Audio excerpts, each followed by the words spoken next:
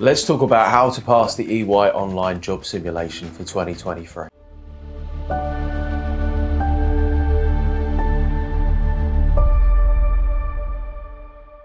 What's up guys, it's Mike from Job Ready English. Today we're going to be talking about how to pass the online job simulation for Ernst & Young, one of the biggest professional services company in the world and one of the big four here in the UK. So what we're going to do is I'm going to take you through what you can expect in the interview. I'm going to give you 5 fast facts about EY and then explain about what are going to be the parts of the online job simulation, what does this even mean, what are the most common questions that came up, and what are some other questions that came up. And stick around until the end of the video when I'm going to tell you about the best way that you can prepare for this interview. So what is going to happen in the interview exactly? Well, if you're a graduate, then you're going to go through some sort of online job simulation, which is done by HireVue. If you're not a graduate, then you're probably just going to have a standard telephone, video, or face-to-face interview. That's for more senior positions that aren't for graduate roles. And what can you expect from the online job simulation? Well, you can expect situational judgment test questions, video response questions, a written response to an email to somebody, and a mixture of motivational strength and competency questions. What is an online job simulation? Well, an online job simulation is basically where you're sitting in front of a computer and you're having to respond to different scenarios that come up at work. It's kind of like a blended test. So you might have one question might be about a workplace scenario, an SJT. Another question might be, oh, you've got an email and you need to reply. Another question might be a numerical question. Another question might be a video response question. And the whole thing lasts about 45 minutes. For the video responses, you're looking about 2 minutes to give your response. And all of the big four pretty much do this now. They use some form of online job simulation because they feel like it's more representative of the types of tasks that you'll be doing in the workplace, which is why you go through it. So first of all, let's really concentrate on the 6 different questions that you could get when it comes to EY's online job simulation. So here are the most likely interview questions we came up with. We do this based upon our research, so we sift through thousands of candidate experiences and we pick out the questions that are asked most often because probably if they were asked before, they're going to get asked again. Now this is a strong caveat. Don't just rely on these questions. Of course, question banks change, they could be different things, but this will at least inform you in terms of what you can expect. So question number 1, what do you know about EY? So you're going to want to pick out 5 fast facts. So here's a couple of facts for you to get started with. EY UK employs over 17,000 professionals. EY's history dates back to 1849 as Harding and Pulling, and they've got over 170 years of history. They have 21 offices across the UK, and they're aiming to achieve gender parity and new partner admission by 2025, and have at least 14% female representation and at least 20% ethnic minority representation in leadership positions by 2025. That's based upon our research, which you can find in our research note in the Pass the Interview pack down below. Now, why am I giving you these facts? Because they have to be specific. The most common mistake that I find with people who are answering this question is that they give really vague and general answers like, EY is big and it's famous and I'd have a great opportunity to learn. And a lot of time candidates are going to base the answer around themselves. A really important idea to wrap your head around is that employers don't really care about who you are, they care about whether you're a good fit. And part of knowing that you're a good fit, if you think about working in the professional services, is being attention and detail orientated. So it means making sure that you've done your research and you've picked out 5 facts that are relevant to the company. And if possible, one of those facts that you can relate to on a personal level.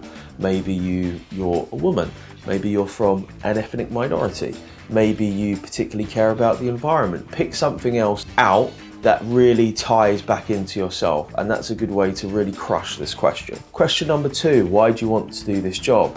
Now, of course, if you're watching this, you might be applying for a graduate role, a senior role, a director role, whatever that role is. Make sure that you have a really good job description that you can refer to. What is a good job description? Well, a good job description will contain the tasks and responsibilities that you're going to do, and also the skills that you need, because you're going to use this in your answer. The first part of your answer, you're basically going to say, well, as a graduate auditor at EY, I would do A, B, C. These are the things that I would be doing. Why do that? Surely they know that. Because if you're doing any type of video interview, particularly if it's done through something like HireVue, they're going to be picking out keywords which are relevant to the job description. So the more things you could talk about which are relating to the job itself, the better that the algorithm is going to judge your answer. Exactly the same if you were in front of a person. If I was interviewing you for a job, the first thing that I'm going to want to know from you is, do you actually know what you're going to be doing here? Can you explain to me what your task would be? The second part of the answer is, why do you think that you're a good fit for this job? And the best way to do this is to pick out 3 or 4 key skills, key strengths, key tasks that you would be doing and say, hey, I'd be great as a finance analyst because I've got really good Excel skills. I'd be great as an auditor because I've got really good attention to detail. I'd be great as a salesperson because I've got really good interpersonal skills, which I've demonstrated through my work as a cold calling salesman for a double glazing company. You'll notice I'm not just saying I've got that skill. I'm saying I've got that skill because I've done this thing and therefore I can prove that I have that skill. That is a competence. That is basically me saying I am competent at doing this thing because I have experience of doing it before.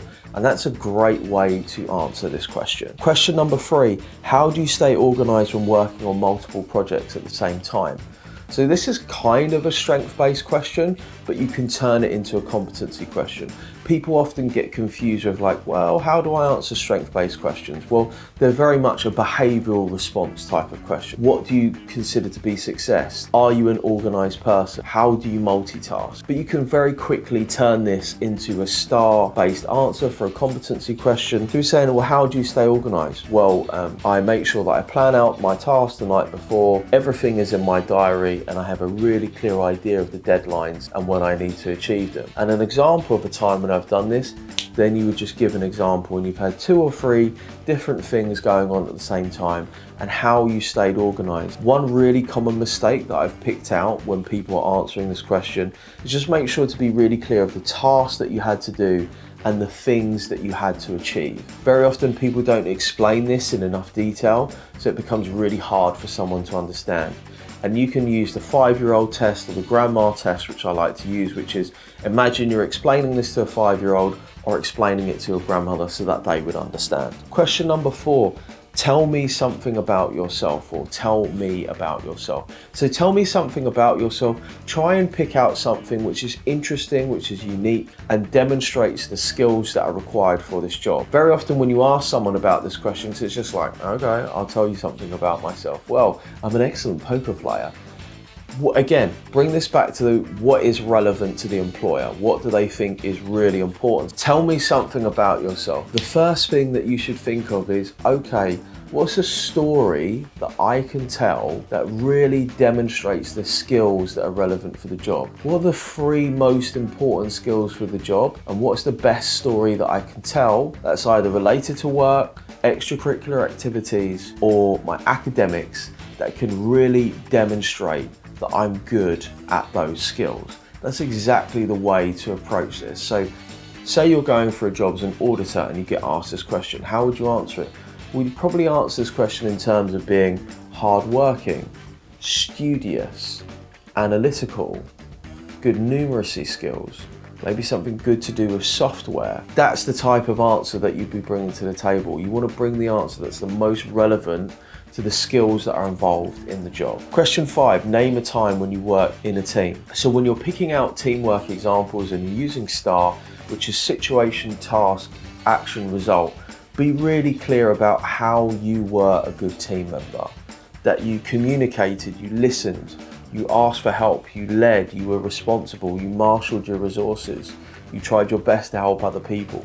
Teamwork is so important in professional services companies because what a lot of people don't realize is you don't spend a lot of time working with one team. You're constantly jumping from one project to the next one to the next one. You may work with one team for 4 days and another for 2 weeks. Only in busy season might you really work with a team for an extended period of time over a couple of months. So you need to be great at being able to work as part of a team. And a lot of that is just being able to get stuff done, being able to ask for help, being able to communicate with others, and doing what you said you would do. One of the most frustrating things about working in a team is when you ask somebody to do something and they haven't done it, or they're just prickly and difficult to deal with, and you just find yourself kind of pulling your hair out, and they become that person who you almost sort of avoid, because you just think, oh, do you know what? I know he's on my team, but he's just a liability. Don't want to have anything. You want to be that go-to person. Everyone's like, oh, could you help me with this? And also you want to be that person who, when you get stuck, you're easily going to ask somebody else for help. You don't kind of drag it out or pretend you know best. You're just like, I don't know what I'm doing. I'm going to ask someone for help. Question number 6, what are your strengths and weaknesses? Now, this is a tricky question for you to answer in 2 or 3 minutes. So I suggest you pick out 2 strengths, 1 weakness. So the 2 strengths must be relevant to the job description. You can't say, well, I'm an excellent golfer. That's not relevant to the job description. You're always tying back your answer to the job description, to the core values of the company. You think, what's important to the company? What are the things that they're really looking for in a great candidate? Always be tying your answer back in to what's important for the company. So it could be, I've got good analytical skills and I'm really good at report writing. And then demonstrate those strengths, just like we did before. Demonstrate those strengths, like when we were answering, why do you want to do this job? For your weakness, just think about this as a lesson and think about something that's genuine and heartfelt. So for example, it might be, well, sometimes I can be a bit disorganized, sometimes I can procrastinate, sometimes I can be a bit of a perfectionist, and just give an example where you've had this weakness or made this mistake, and then what did you learn? How have you gotten better? How are you improving on this? So this is less of a weakness and more of a lesson. So here were some other questions that came up. How do you stay current with industry developments and new technologies?